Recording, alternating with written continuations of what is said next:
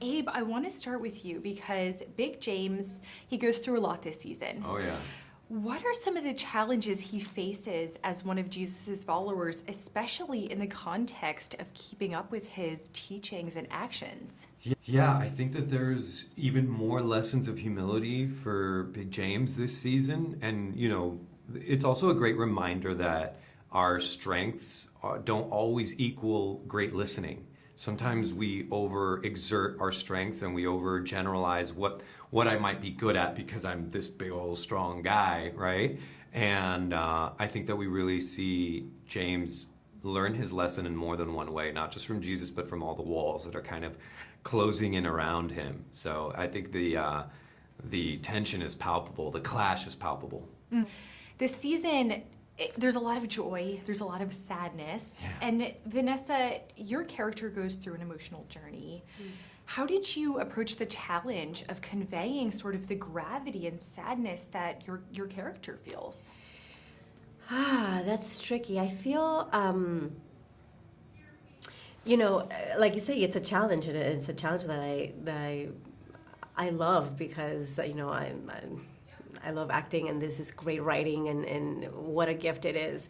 But I definitely, we've become a bit of a family, and I keep thinking, towards the end, I feel like I'm going to be grieving as much as Mary, as Vanessa, from just the circumstances of it all. But it's true that now sometimes I just have to look at Jonathan and see him imagining all these things and struggling, and it hits me like if I were really his mom, because I have such a connection with him, built through years of acting together, and I love that. I love how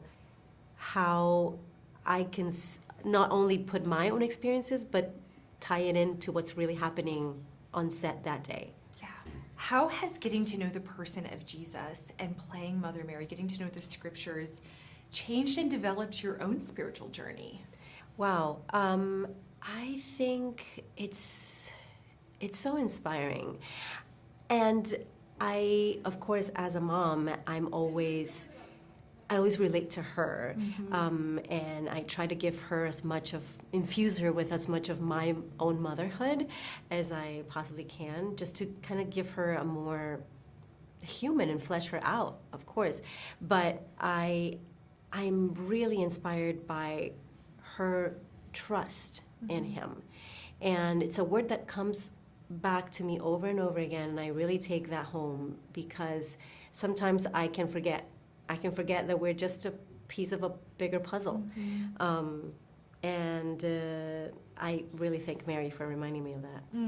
Well, Abe, this one's for you. How does James react to the increasing threats and opposition to Jesus, especially from the religious leaders and the Roman authorities? Because there's a lot of that in this season.